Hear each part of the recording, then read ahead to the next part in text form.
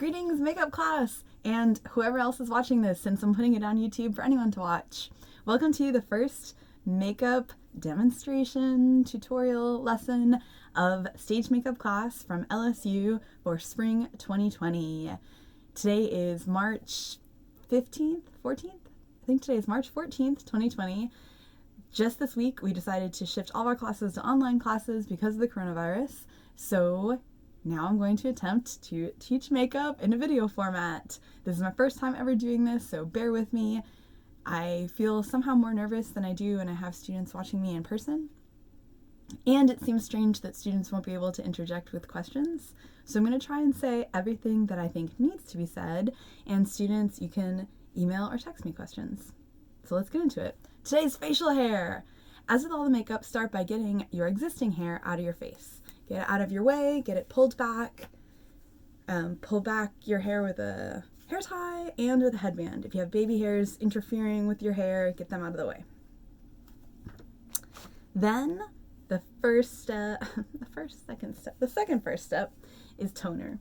Like we've discussed in makeup class, toner has the effect of closing your pores so that these heavy cream makeups that we're using won't get into your pores and clog them. While I'm doing this, a note on the setup. I'm going to experiment with different setups for all of these makeup instructional videos. The first one I'm doing, I've set everything up in the windowsill in my office because I'm starting in the middle of the day and there's a lot of great natural light. So I thought that this would be ideal. I put a mirror right behind the camera phone so that when I'm looking at myself in the mirror, I'll be close to looking at the phone. We'll see how this works. As the sun sets, maybe I'll move into the makeup room or the dressing room. Start with a clean face also. And clean hands, now more than ever, but also always. Wash your hands thoroughly with soap and water and wash your face to get any existing dirt or makeup off. All right, facial hair. Before we get into the hair techniques, we're going to put makeup all over the face. Consider your character. Consider at this point, when I have makeup class in person, I like to have a conversation about gender and performing gender. As it exists, a lot of roles on stage are people performing masculinity or people performing femininity. And included in the ways in which we can perform masculinity are having a square jaw, having chiseled, rugged features, and having facial hair. So that is what we are showing in this makeup technique. We know that that doesn't mean that you are a man. These are ways to express masculine traits.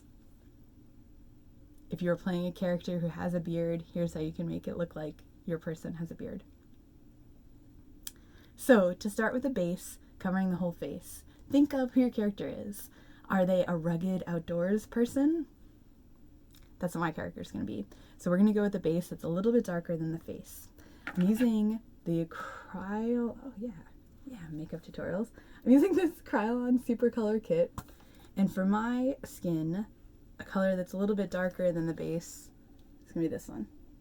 But use your discretion. Maybe your facial haired person is Gandalf, and he's old and he spends most of his time indoors. Or Dumbledore. Dumbledore spends most of his time in his office. Those are great examples of folks with facial hair.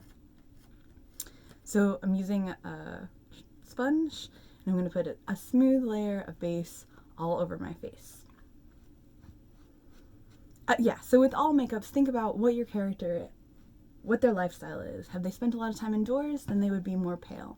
Have they spent a lot of time outdoors? Then their skin might be darker. Might be. Think about your research too. Look at your research images and match your base color to your research images. Put the base everywhere that you're going to put makeup. So over the eyelids, over the cheeks, blending into the hairline. I think this will work. And we'll adjust as we go. If we find things together about this tutorial setup that haven't worked, we'll adjust them for the next one. So let me know, stage makeup class, what is working about this and what isn't working. Another advantage I thought of, if you're a person who learns by watching more than listening, and maybe if you grow impatient with listening to me, you could watch these videos in double time, right? You could watch them fast forward. Put the base over your lips. I'm going to utilize the technique that we did with Extreme Lean to make your lips look thinner than they actually are.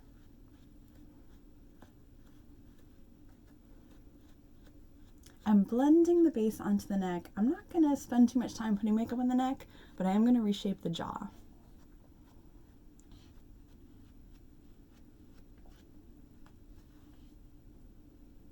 All right. Foundation, darker than normal. Highlight and shadow just enough to create dimension. So, with the 1/2 inch wide acrylic paintbrush, actually making a video is kind of fun. Either the brush that came with the Ben & I cream color kit, or the Krylon kit, or your 1/2 inch brush that you happen to have. Add shadows. Oh, I haven't showed my schematic yet. I'll upload this for stage makeup onto Moodle so y'all can see it. But this is where we're going. Oh, I should do a show and tell of the research too, because it's fun. So there's all different types of facial hair. There's handlebar mustaches, there's scruffy, uneven facial hair. There's more uneven facial hair. Sometimes it's longer in some places. Sometimes it's ginger colored. Sometimes it's more groomed.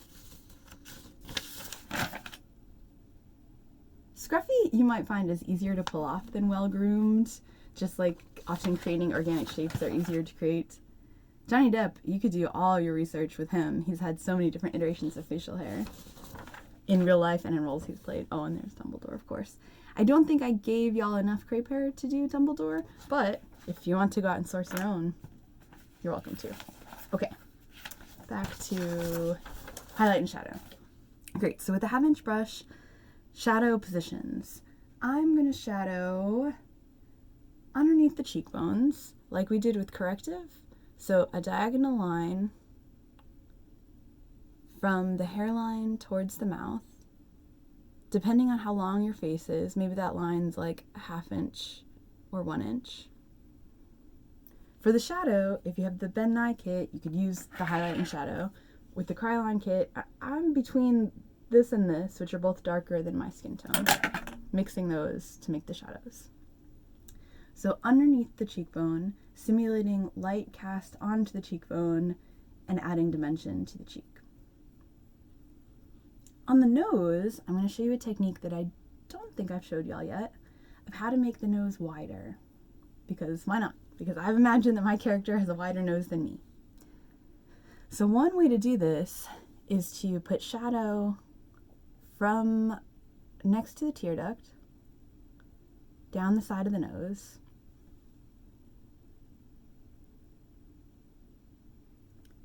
about like 3/4 of an inch apart. So when we made the nose narrow for Extreme Lean, we made those lines really close together. But for this, and I think I showed you for Stout how to put highlight on the side of the nose, but what we're doing now is putting shadow on the side of the nose. Maybe natural light is too much. It looks a little bit too bright. No, you could see it. You could see it. So blending that shadow down from the side of the nose, blending it into the base at the point where the nose connects to the face.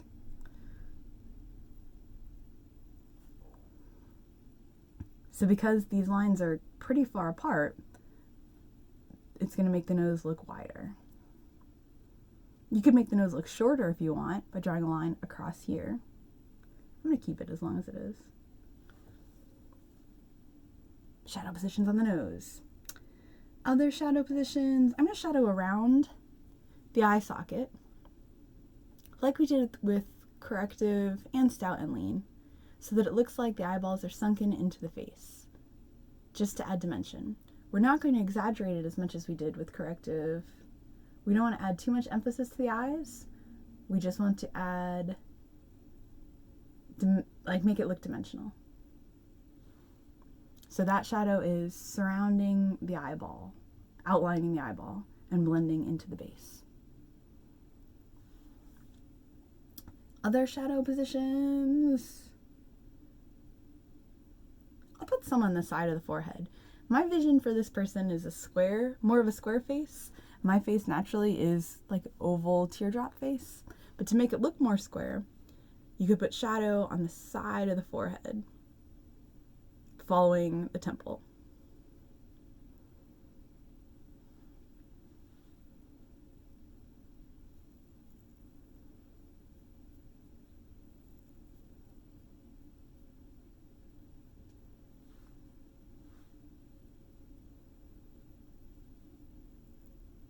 So those lines are kind of going straight down from the hairline towards the eyebrow.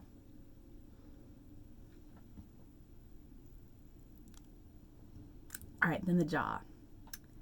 In order to make the jaw look more square, I'm going to essentially cut off the chin. So using the flat side of the brush, painting straight across.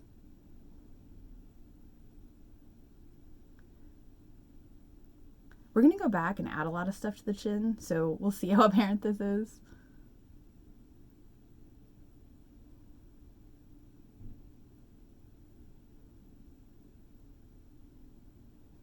If you have a pointy chin, this is a way to make the chin look less pointy.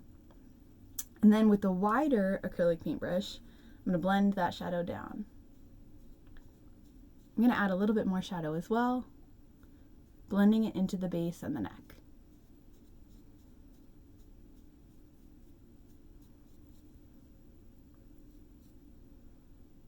All right, so shadow positions around the eye socket, under the cheekbones, the side of the forehead, the side of the nose, across the jaw. And that's it. I'm going to go back with this wider brush and gently blend the edges into the base, keeping the darkest part still in the middle of each of those shadows. If you have naturally oily eyelids, they might have blended themselves.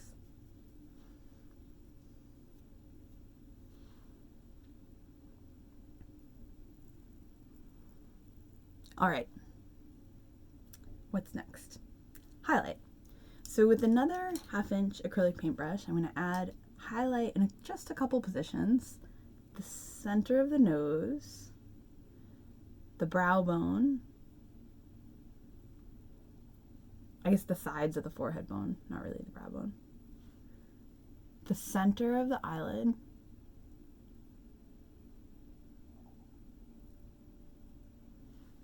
the tops of the cheekbones, where light is hitting the cheekbones on the top of them. And that's it. I'm not going to do a highlight involved with the jaw. We're just going to do the shadow there. Go back with the wider brush, blur the edges of each of those.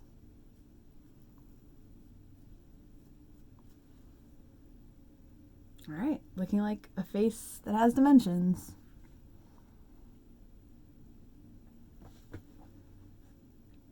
I've widened the nose slightly to widen the face. I've cut off the chin. All right. To add more emphasis to the eyes, I'm going to line them slightly. This is like where we were at the beginning of corrective makeup. I'm going to add, using the brown pencil that came with the kit, I'm going to draw a line right on top of the eye where the eyelashes connect to the eyelid.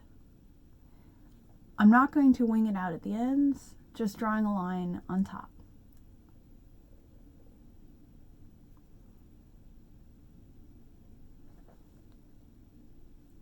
To make the eyes just a bit more prominent. All right, line eyes only slightly. Rouge powder. Stipple rouge. Okay, I'm going to stipple rouge. So, both the Ben Nye and the Kryolan kit come with this stippling sponge. However, the Kryolan kit only comes with powder colors and lip colors. So if you want to stipple rouge and you have the wheel that comes with the Ben Nye kit that has brown and red in it, then you can do this. If you have the Kryolan kit, just skip this step. That's fine. But to make my cheeks look ruddy, like we did with Old Age, where we emulated broken capillaries, I'm going to press the stippling sponge into the brown and the red, and then stipple it onto the center of the cheeks. So what I mean by stippling. So pressing the sponge into the red and then into the brown, and then pressing the sponge into the cheek. I'm not going to leave it there because you can kind of see the shape of the square sponge. So I'm going to press the sponge in an organic fashion in a few other places around the chin so that it ends up looking like a bunch of red dots. I'm going to do the top of the nose too. From stage, it'll look rugged and ruddy, perhaps sun-kissed. Stipple rouge. Alright. That's all my plans for highlight and shadow. Oh, making the lips thinner.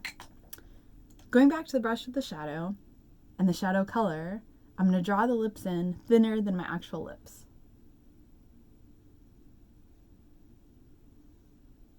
You might experiment with the pencil here too. That brown pencil. Oh yeah.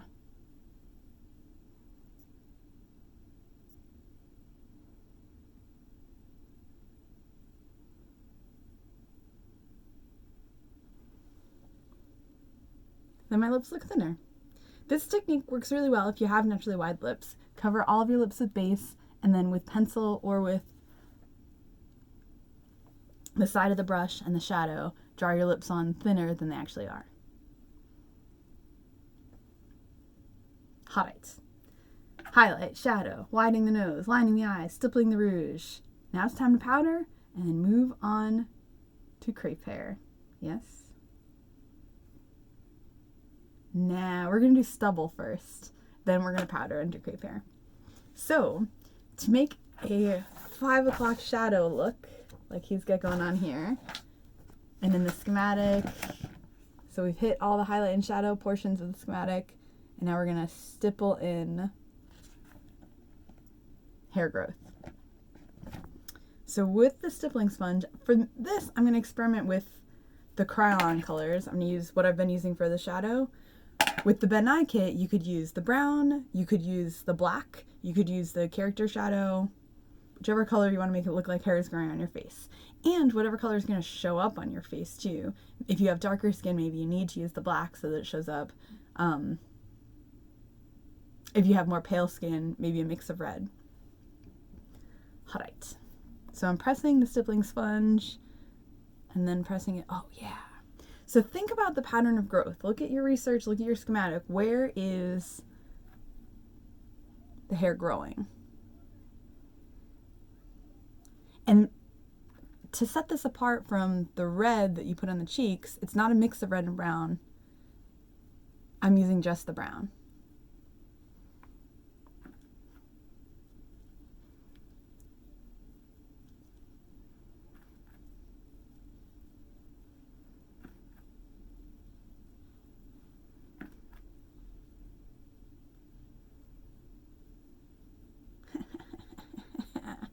It looks funny already.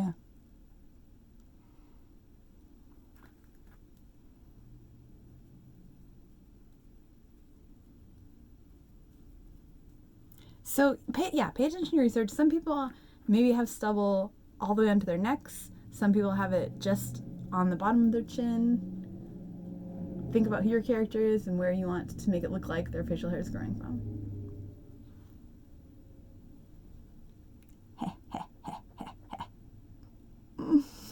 Makeup is so magic.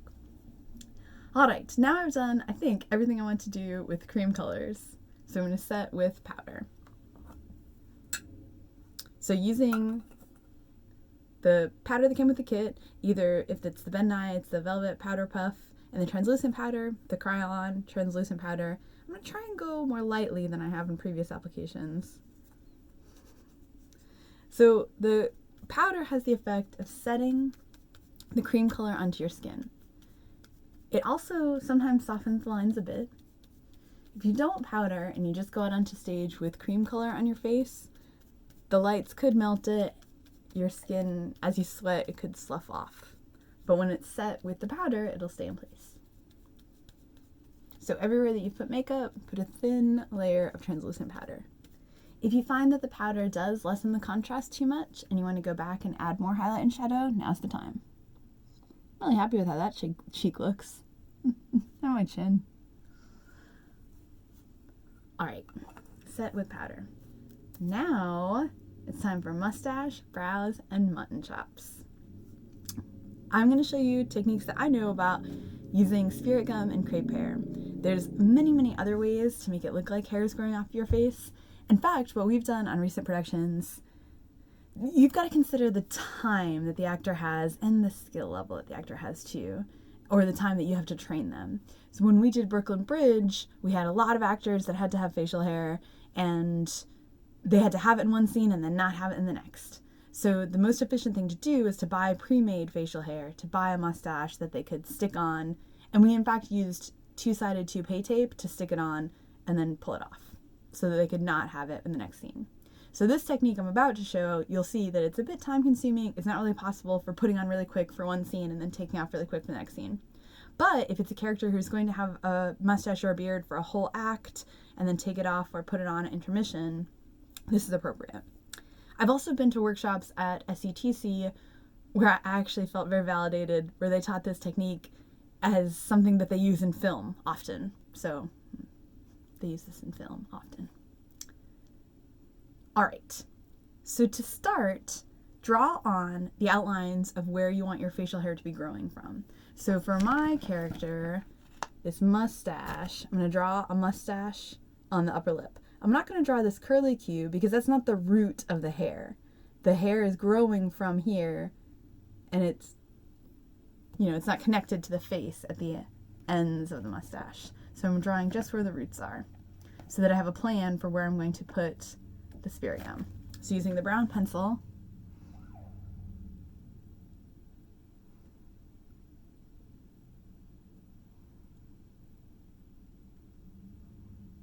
an outline of a plan. I'm also going to do my eyebrows, but I'm going to use my existing eyebrows as the plan, and my sideburns. So I'm going to continue my sideburn from where my actual hair is to kind of a Wolverine proportion. And then on the other side as well. Just like when you're drawing your eyebrows or doing eyeliner, you want things to be as symmetrical as possible, but sisters, not twins, right? They don't have to be exact. Now it's time for spirit gum. The Ben Nye kit comes with this little vial of spirit gum, which the reason it's so little is because spirit gum goes bad quickly.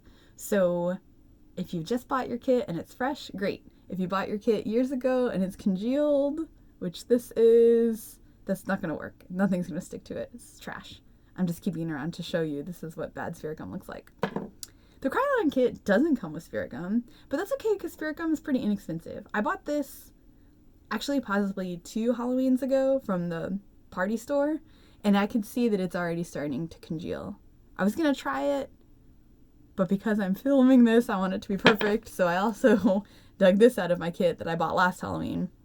A small bottle of spirit gum and spirit gum remover. I got it from the Spirit Halloween store. It was inexpensive, and it'll do the trick. You can also order spirit gum and spirit gum remover on Amazon.